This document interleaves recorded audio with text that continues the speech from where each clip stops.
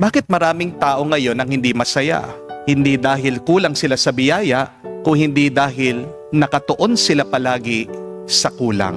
Maraming tao ang nakatingin hindi sa meron, kung hindi sa wala. Amen? Remember, my dear friends, you may be sad now, not because of your lack of blessings, but you may be depressed because you keep on focusing on what is missing. May tao, sinasabi niya, Father, may trabaho naman ako, pero hindi ko gusto.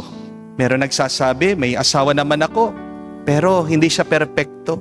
May anak naman ako, pagkatigas-tigas ng ulo. Buhay pa naman ako, pero ang dami kong problema. Napansin nyo, may pero agad pagkatapos ng biyaya.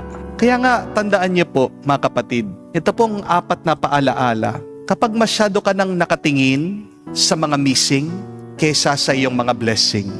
Una, ang problema ay hindi naman sa kakulangan ng biyaya. Ang problema ay yung direksyon ng iyong tingin. Para po si Hana sa unang pagbasa, may asawa siyang nagmamahal sa kanya. May tahanan siya, nakakasamba siya sa Diyos. At binibigyan pa daw siya ng 2 parte ng pagkain kapag sila ay sumasamba. Pero araw-araw, narinig natin na palagi daw siyang umiiyak. Bakit? Dahil palagi yan nakikita yung wala siyang anak. At kapag ang mata mo nakatutok palagi sa kulang, kahit na pagkadami-dami pa ng biyaya na binigay ng Diyos sa iyo, parang hindi pa rin sapat, di po ba? Pangalawa, tandaan niyo po ito, ang kulang ay palaging maingay, pero ang biyaya ay tahimik.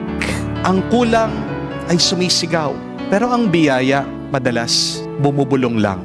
Minsan, mas mabilis mo pang napapansin, wala kang pera, kaysa sa lakas ng iyong pangangatawan. Mas ramdam mo ang pagkukulang ng mahal mo, kaysa dun sa presensya niya, araw-araw. Oo, niloko ka, pero hanggang ngayon, nandyan pa rin siya, ikaw pa rin ang inuuwian. Kaya nga, ang malungkot na kwento, meron pong mga taong buhay ang kanilang mga magulang, pero hindi nila pinapansin ang mga ito. Merong mga magulang, meron naman silang anak, pero palagi silang nagrereklamo tungkol sa kanila. Meron taong may tahanan na, pero hindi pa rin makontento kasi napakaliit daw nito. Mga kapatid, madalas ang mga pinagpapala ng Diyos ay yung mga tahimik at nagpapakumbaba. Di po ba? What blocks your blessing sometimes is your complaining. Kaya tandaan niyo po ito.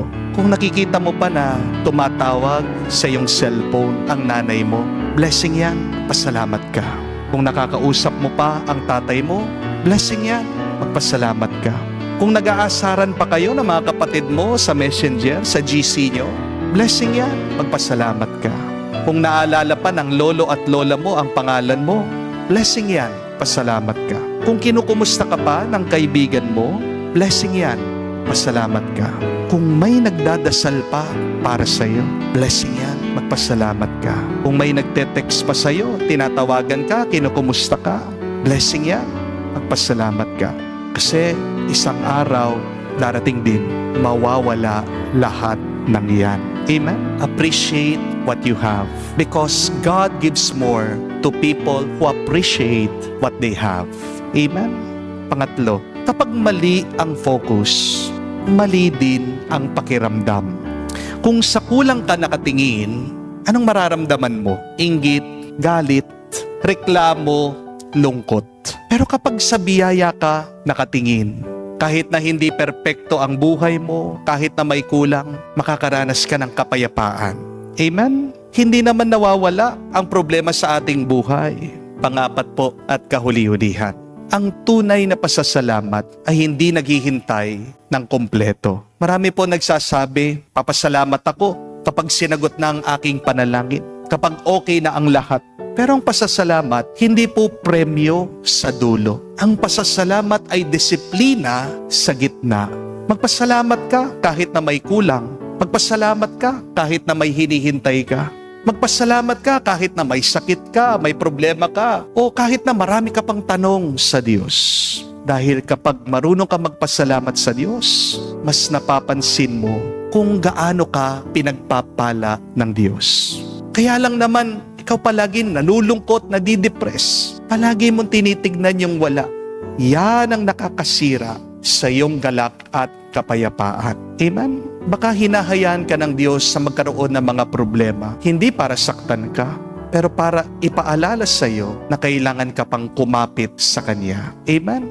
Dahil pag sa Diyos ka nakakapit, pag sa Diyos ka nagtitiwala, sapat na siya, mabubuo ka, at lahat ng kailangan mo ay maibibigay sa iyo.